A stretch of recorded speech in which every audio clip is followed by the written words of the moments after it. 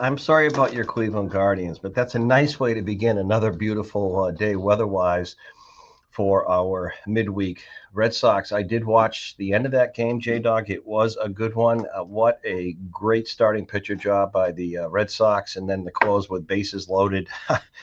Didn't feel great going into the bottom of the ninth, but they get out of that with a W. And I was a little bit surprised, but on the good way. Listen, we have a packed show for you. So we have a newsmaker out of the gate. And then in our studios, we have the CEO of Procon Building, Construction Design, John Stebensheim on affordable housing with some solutions. And then we're filled up.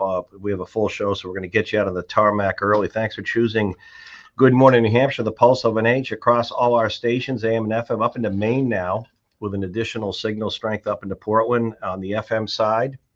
Hey Google, hey Alexa, worldwide, play the pulse of an age. Our poll question has to do with our first newsmaker, and our poll question up on X this morning at the pulse of an age is: do you think the federal government shutdown will last?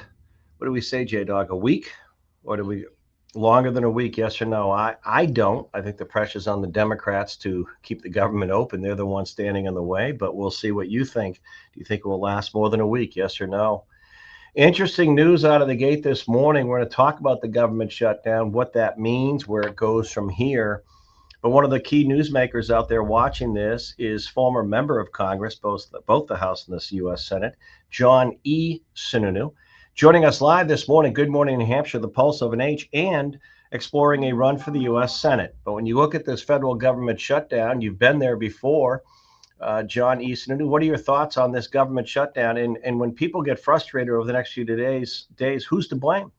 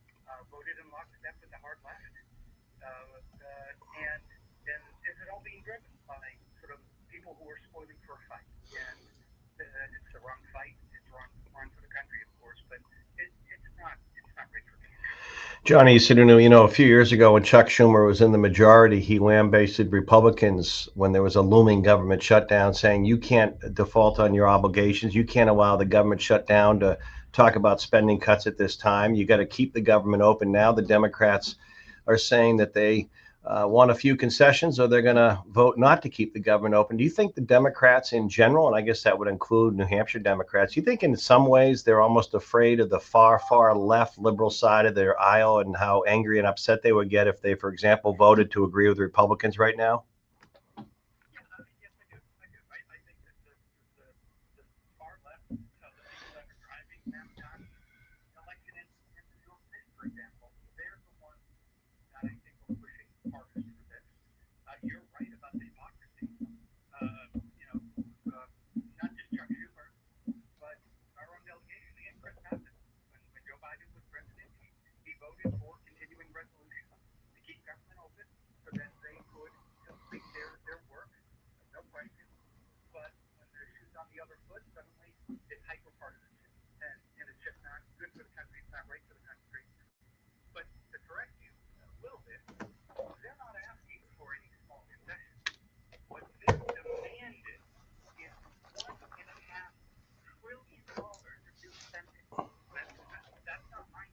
Mm-hmm.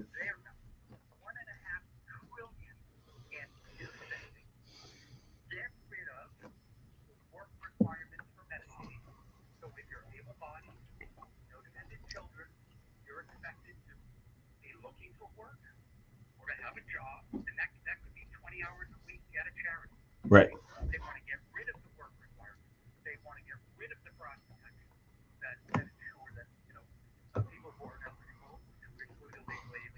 Mm-hmm.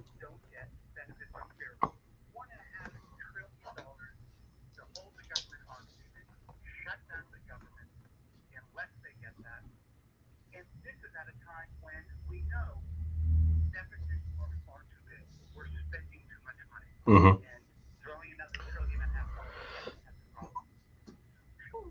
John E. Sununu, before we let you go, arguably this U.S. Senate race in New Hampshire with Jeanne Shaheen not running, Chris Pappas, one of the big names, and the Democrat side, Karishma Manzoor from Exeter, another one. But on the Republican side, we had Scott Brown on yesterday. He's a Republican, and you're seriously looking at this. What's your reaction? And it's only a snapshot, and I don't even know how accurate these things are anymore. University of New Hampshire Survey Center shows that if there was a hypothetical matchup of Chris Pappas and in the general election, and you, John E. Sununu, that he has a very small lead at this point, basically a little more than a year out, 49 to 43%. What's your reaction to that? Do you have any?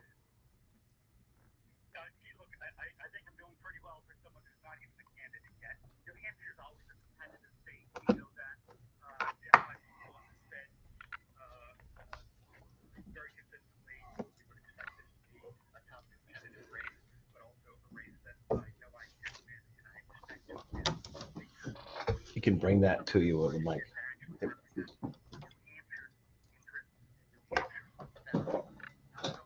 Right.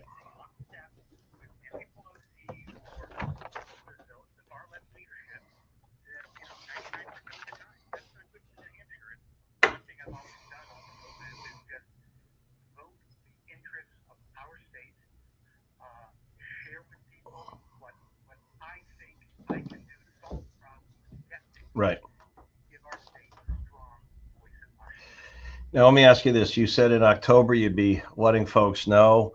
You sound like you're seriously more than exploring and running, but you're not official yet. It was your brother, Chris Sununu, governor, former, who on my show said he wasn't going to run for the Senate after meeting with President Trump. So you could make a lot of news right now, John E. Sununu, if you said you're running for the Senate on my show this morning.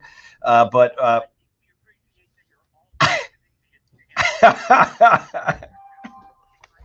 well, you know what I'm going to ask you? When are you going to announce it? Are you more than likely running? That's what I'm asking.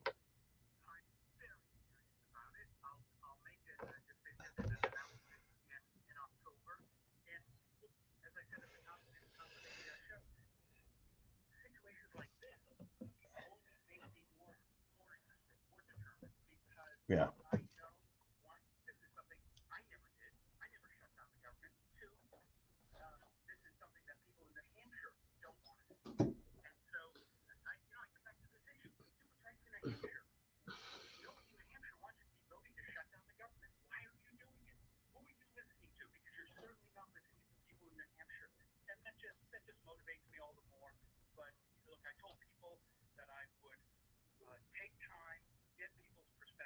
Right. Are you getting good encouragement out of Washington in terms of Senate, Republican, national folks, or even the Trump White House?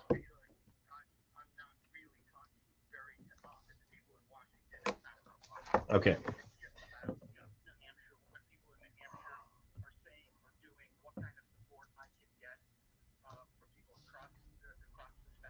Okay.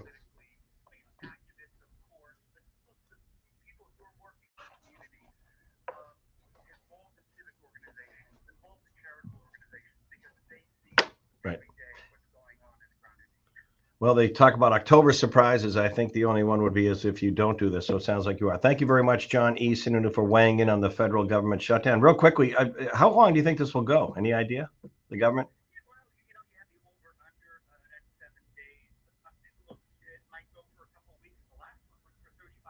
Yeah, interesting.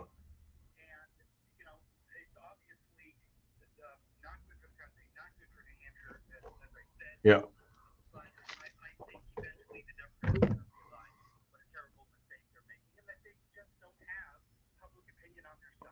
Thank you. Thank you for being back on. Good morning, Hampshire, the Pulse of an Age. Thank you, sir. Affordable housing, without a doubt. I think people would tell you on all walks of any public policy aisle, cities and towns, the state. It's one of our biggest. It's not one of it. It's the number one challenge. Affordable housing, and you all know it out there. Rents. I hear from veterans. I hear from seniors on fixed income, mortgages. Yes, rates are going down a little bit, but it is not enough affordable housing. So what I decided to do is every Wednesday now is we're launching a series, solutions, answers to our affordable housing process. The line is long when people want to tell you there's a problem. The line is shorter with solutions. We come back a top player in the field, if you will, in terms of building, construction, design, the CEO of Procon, John Stebbins. He's talking about the 1,500 units they have in use for this and what really is working. And we're trying to open the door on solutions. He's in our studios. We're going to come back with that next.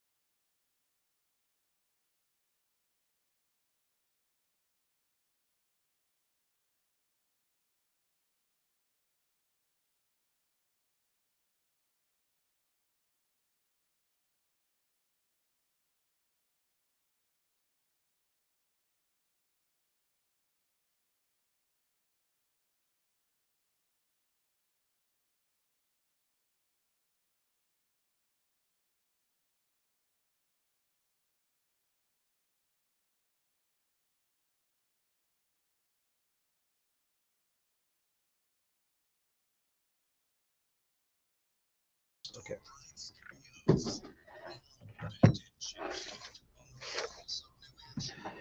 So we're kicking off my solutions, some answers out there to affordable housing. We'll get back to all the federal government shutdown. Brad Card, one of our political analysts and all-stars, will come up in a little bit in the back half of the hour with that. But John Stebbins has been on the show at least once or twice, but he's one of the building developer, one of the construction leaders out there. But really the challenge, I think, and welcome to our studios, John Stebbins. Thanks for coming up to our Capital City studios. Thanks for having me. I think I don't know what's going to help this problem if we just talk about there's a problem. I want to get into some solutions, and I think people like you, we're kicking this off, brought to you in part by Ledyard Bank, one of our sponsors for our affordable housing series. So instead of doing one big special show, I thought every Wednesday would dedicate time in my show, meaningful time, so you out there, city managers, town managers, builders, developers, public policy folks, can start looking, plant managers, architects, how can we help solve this problem? What are some answers? So John Stebbins is in our studios, and I'll just tell you who he is. He's CEO of Procon. Let me give you the site early so you can look this up. Proconinc.com. Proconinc.com. One of the leading building commercial construction firms in the region. Done a lot of stuff, I think, even with the New England Patriots, a Patriot Place. He's also a partner in Tidemark. So, John, thanks for being with us, looking for answers. Well, thanks for doing this, Jack. And I think this is an awesome segment that you're doing every week. New Hampshire needs it. So let's talk about some things. You currently have how many units out there in places like Somersworth, which are really what I would call affordable housing solutions? Where are you at? So we've got a bunch under construction. And in design and construction, we have about 1,500 units. Which is it's putting a dent in the problem, but each project has its own special set of challenges, and we have to attack it from all angles to make these projects work. Now, when you do, like in Somersworth, for example, can you paint the picture there of what you have there? That's a great project because that project was what I call a lowercase a affordable housing. It's not a New Hampshire Housing Finance Authority project. We're not getting tax credits, but we've designed it such that the construction is less expensive. We're working with the town of Somersworth to take advantage of a great program called 79E, which has lowered our real estate taxes. But that's a law, 79E. Yeah, it's a law. It's a program that allows the municipality to freeze the real estate taxes on a new development project, such that it encourages new development in downtowns and other regions, and really helps encourages new development. In this case, housing, which is awesome. Now, what is in Somersworth, for example? These like garden style condos, apartments, and roughly what's a monthly rent there? I'm just curious, what is affordable housing? Because I've heard things all over the place. I've heard from veterans in the Concord area who said, Jack, I was in a comfortable, safe, good apartment situation. My landlord started raising, I don't want to give landlords a bad name, starting to raise the rent.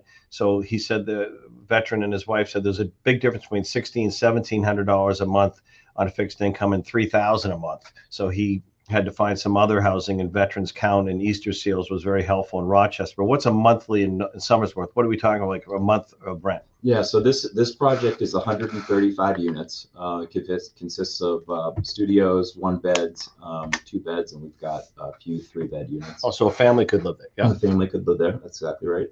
And the rents vary, but it's average a little bit under $3 per square foot. Now, which is fairly affordable for New Hampshire, and it's really tough to make any new construction project work with rents under that. Yeah, especially up into southern Maine, that's affordable. And real quickly before I move on other solutions, John Stebbins, CEO of Procon, proconinc.com. How do you qualify? How could a young family or a couple qualify in Somersworth? And what are the qualifications? How does that work with affordable housing? If someone, or can anyone say, geez, we're tight, I want one of your apartments, we'll pay the rent, this is great, I'll sign up? Or do you have to show financial salaries and all? How does that work? So yeah, there's anybody can qualify.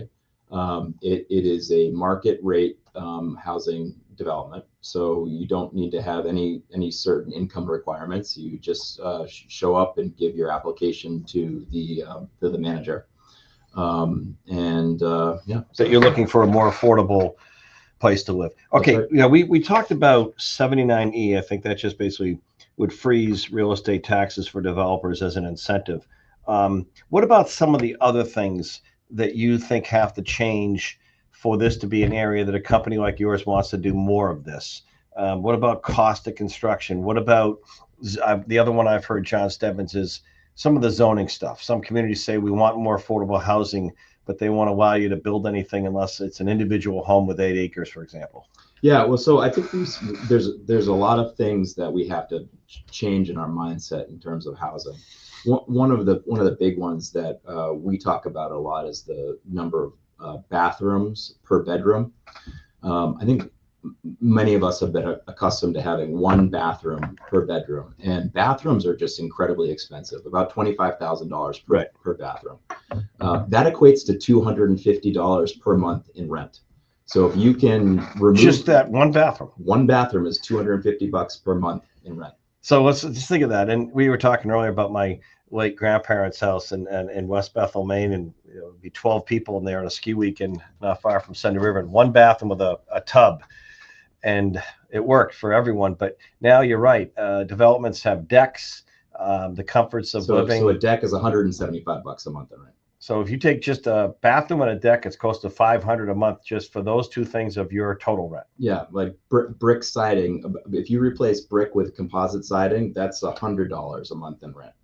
If you remove an elevator from a building, that's $50 a month in rent. So you're saying some of the extras and construction costs can make a difference to make things more affordable. Difference. Yep, a huge difference. So you could for example, you could do a 2-bedroom, one bath, one full bath, and you're going to be without a balcony, and you're with saving, more affordable. Yeah, and that's an extra $500 a month back in the renter's pocket. So who's that one? That's a meaningful difference to a family. Right now, who's that one on, John? Is that on the developers, the planners, the communities, on everyone, just to say, let's look at cost to make things more affordable before we build this building? Yeah, I think it's on the developer.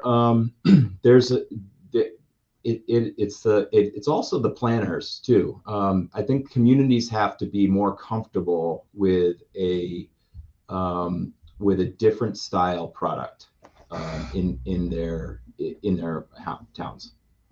Yeah, and what about zoning? I think New Hampshire's come a long way in zoning. There's a bunch of new laws that allow for residential zoning by right now in almost all commercial districts, which is huge. And so I think we've almost solved the zoning problem.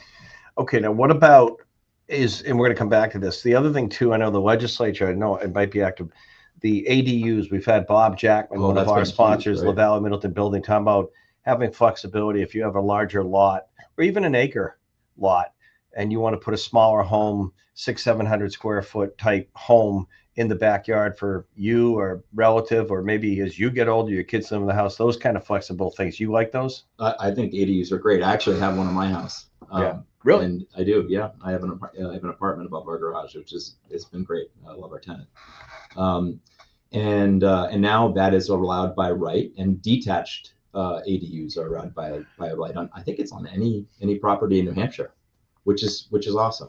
Now, when we come back, John Stebbins, he's CEO of ProconInc.com, talking about affordable housing solutions. And, yes, the federal government shut down last night at midnight. We just had a major newsmaker on that. Will it last a week? Will it last 2 weeks? Our poll question up on X this morning at the Pulse of an Age has to do with how long do you think the federal government will be shut down? More than a week. We're going to come back to that a lot this morning, but the number one problem right here, you don't think about this in our state. Right now, you can think of a lot of things. You can say your property taxes are too high. I've always felt taxes are always too high. And by the way, don't complain too much, because the state of Maine, I'll come back to that. By the way, on Thursday's show or Friday's show, J-Doc, we have one of the Republican candidates running in the state of Maine. Wanted to reach over to our audience because of our audience in southern Maine and places like Berwick and Kittery and Wells, right up into Portland, Maine. But Maine has an income and a sales tax. Don't forget that.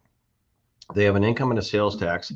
They have some of the highest property tax burdens in the country per capita, ahead of Connecticut and California, according to some studies. And they have an income or sales tax. And they just saw, I think a week ago, $118 million in new taxes in the state of Maine.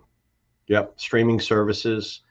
If you watch Netflix or listen to my show, streaming audio, video, cigarette taxes, even hunting and fishing licenses going through the roof, ATVs, four-wheelers, pension taxes. They threw them all at the Maine taxpayers. But in New Hampshire, we don't have a sales or an income tax. And we have a pretty good, desirable rating everywhere to move here. But the problem is affordable housing for the people who live here, affording rent, affording a mortgage, affording a home. So we're looking for answers. John Stebbins in our studio, one of the leading builders in the state, proconinc.com. Back in a moment.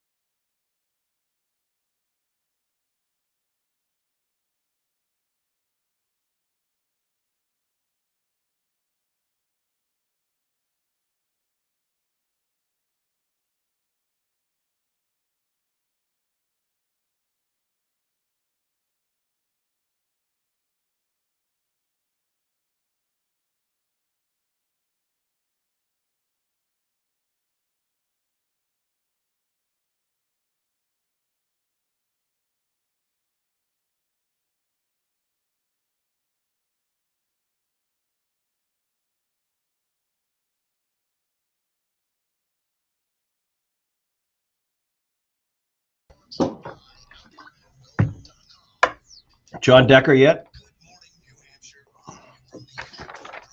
John Decker? Not yet. Okay, I believe we're going to have our own White House correspondent, John Decker. Guess what's going on? Of course, the federal government shutdown, and we'll also be hearing from Brad Carter. Hey, John, you're there. We had one of our U.S. Senate likely candidates on, John Easton, who talking about this, saying the Democrats are standing in the way. But how long do you think this could last on the federal government shutdown? And anything else you have, take it away.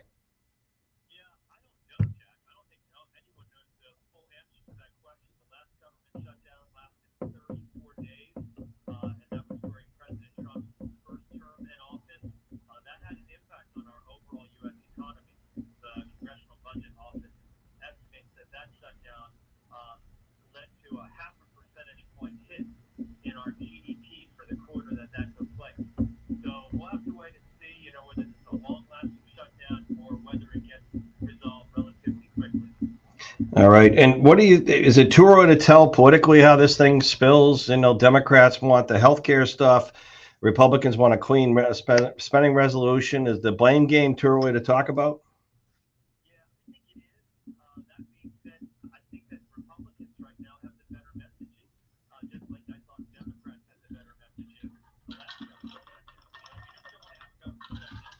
Yep.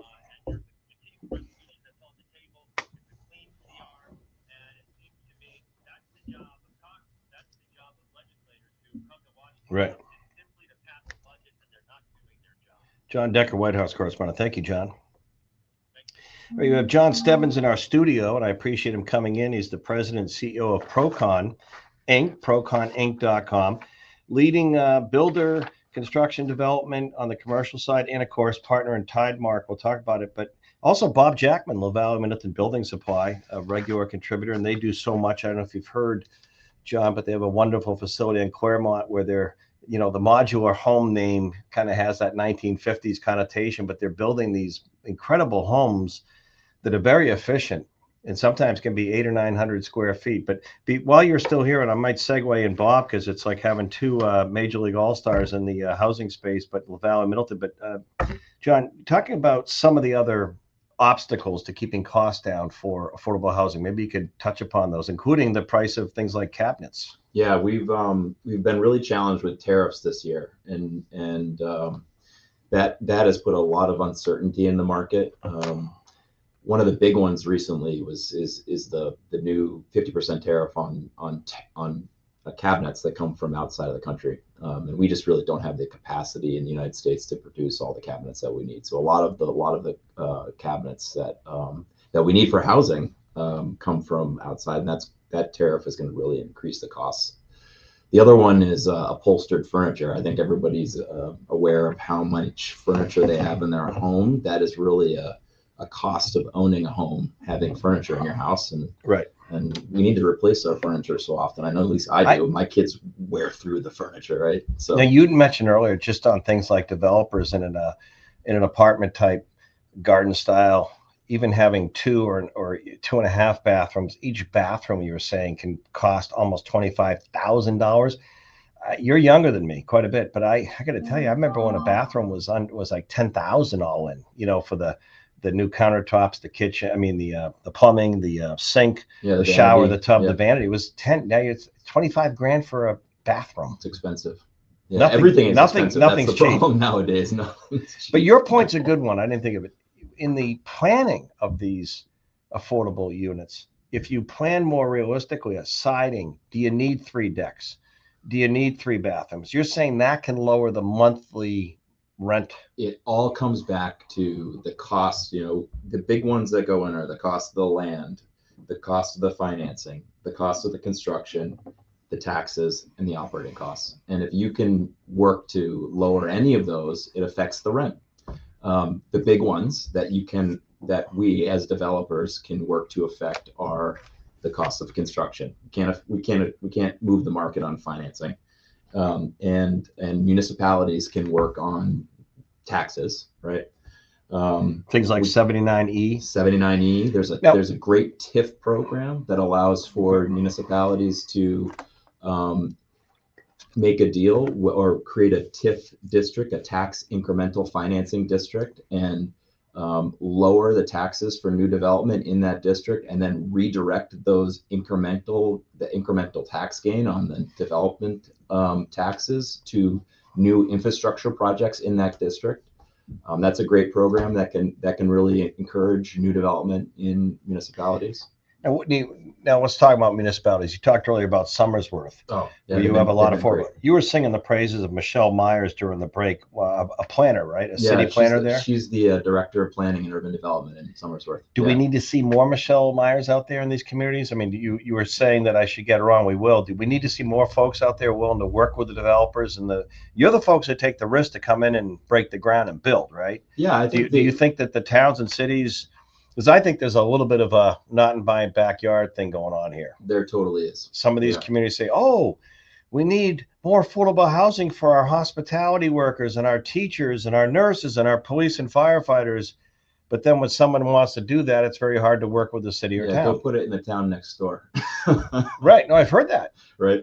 You know, Yeah, there's just a lot of education that needs to happen in the whole market. Yeah. And one of the big programs that need to be educated on is 79E and the TIFs. So it can be very beneficial for the town. Now, what other partners help you when you do a project? Because one thing we had the executive director from a group called the Vesta Housing in Maine, and they're doing more of these in Exeter and Hampton. And that's their whole mission, is affordable housing. But they say that you got to get several funding sources, several partners. New Hampshire Housing Finance, you got to get kind of a band of musicians together before you can go in and make it work. So you need a lot of partners.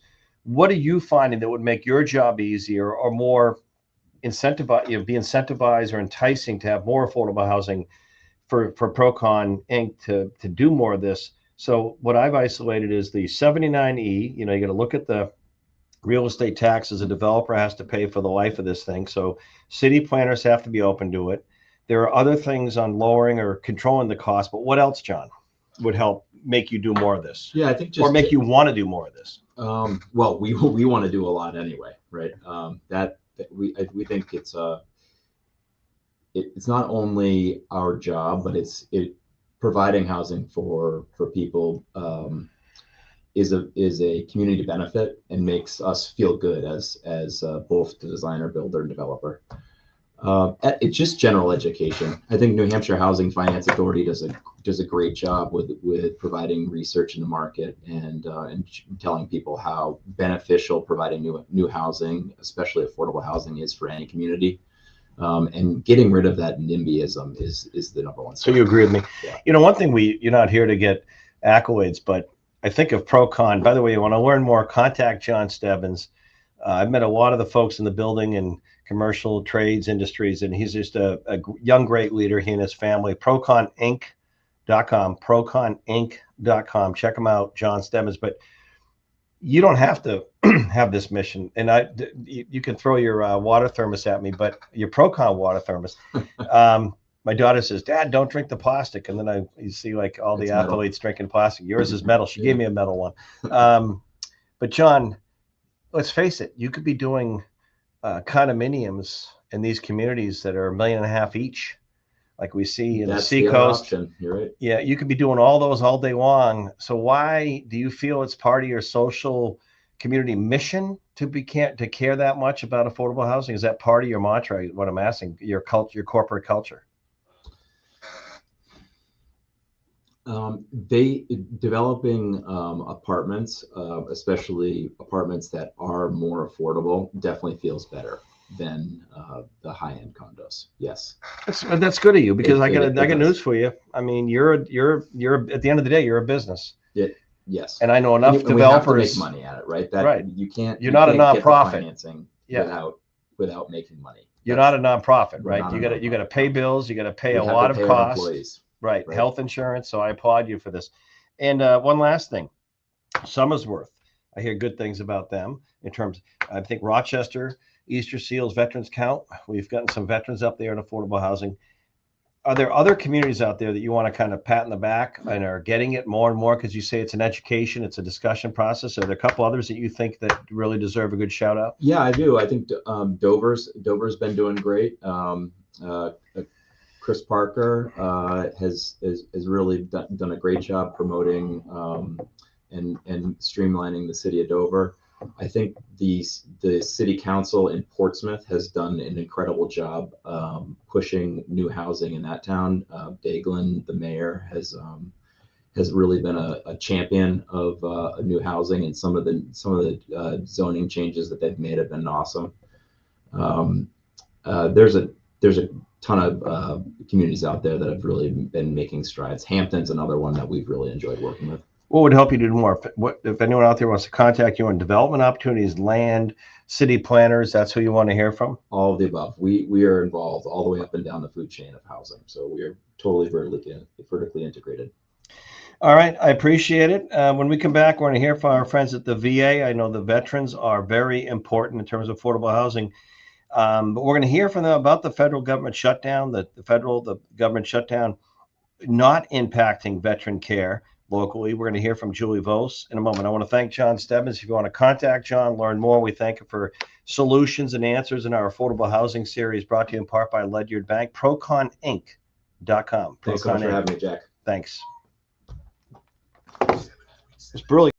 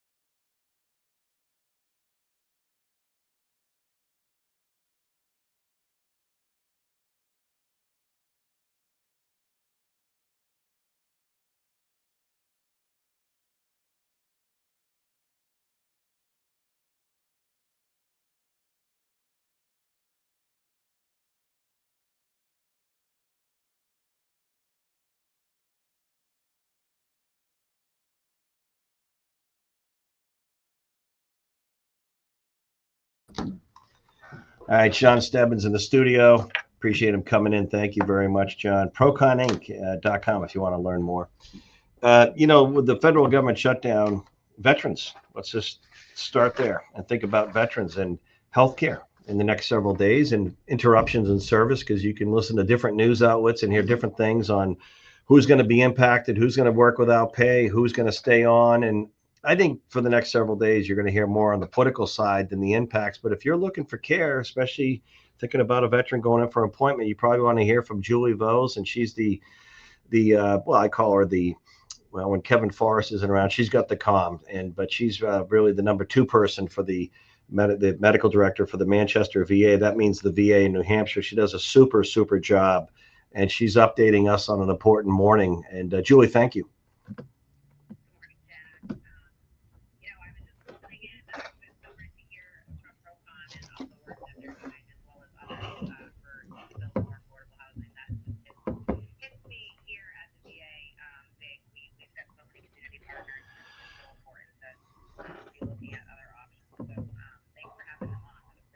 Well, thank you, because this is an important morning, because the facilities you oversee, Tilton, we have a lot of listeners that go to your Tilton outpost of the VA. So you're looking at the facility impact here. So I'm going to let you run with this. So, yes, so anytime there's a lapse in appropriation funding, which we all call a government shutdown, the VHA, the VA remains funded. So we are funded, we have appropriated funds 2 years ahead of schedule, purposely, because we provide health care, very important health care to very important people. So the medical center, all of our outpatient clinics, those CBOCs like in Tilton, Conway, Summersworth, Portsmouth, we are all open for business.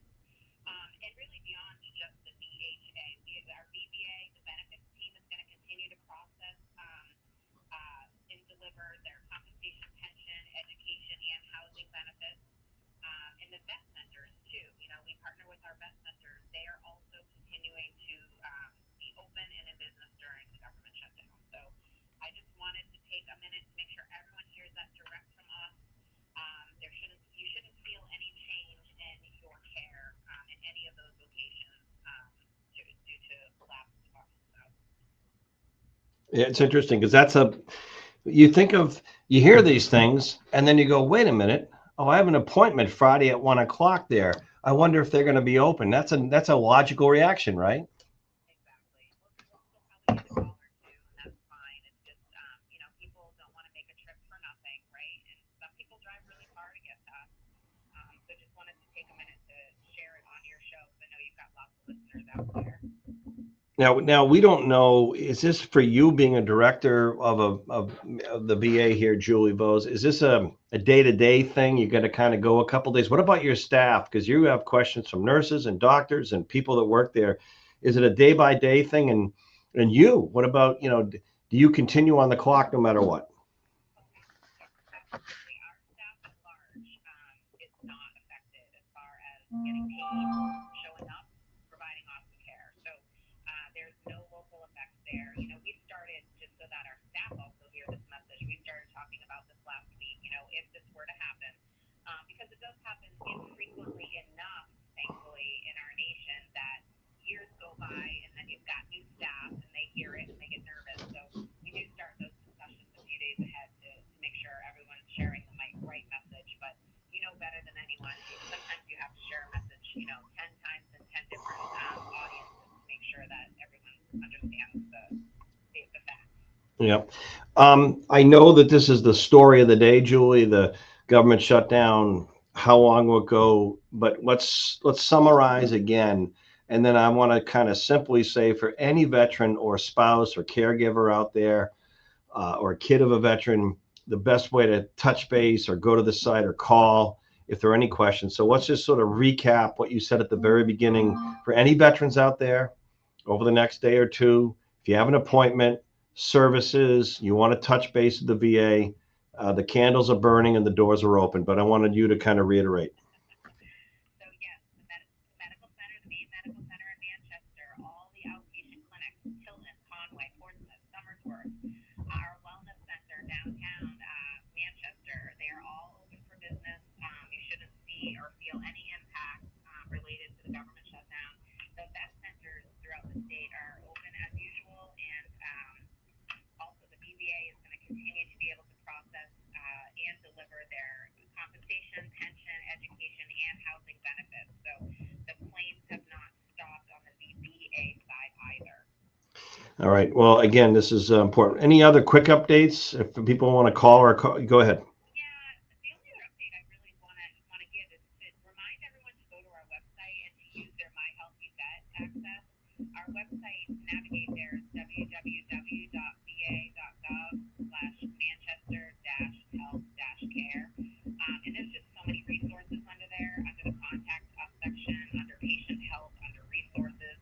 All of the information that I speak of and more is right on our website there. Yeah, it's interesting. All right. I appreciate it. So any other unrelated to the government shutdown updates you want to say as we get into officially, I can't believe it, Julie, October? I know, but the trees, I'm looking out the window right now, are already changing. So an update reminder that it is flu season. It's here again, faster than we wanted it to be, but we're offering flu shots. We have a clinic running right now, and if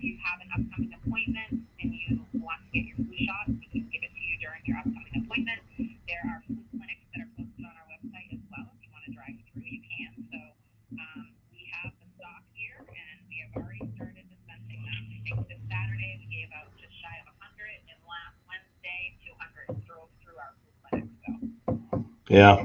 All right. Well, thank you so much, Julie. I know you're busy. It's probably been a lot of communications. Keep it open. Thank you very much. Thank you. All right. We thank our friends at the Manchester VA, just making some big news here. Good morning, New Hampshire, the pulse of an age.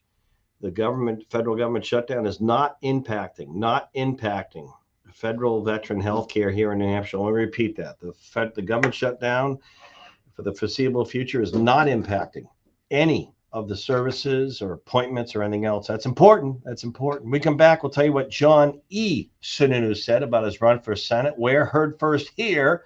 Good morning, New Hampshire, the pulse of an H. Jack Heath, J-Dog on the boards. Big one for the Red Sox. Great pitching. What a game. Bases loaded. Bottom of the ninth in New York. Red Sox squeak it out. Hey, Alexa, Google, play the pulse of an H. Back in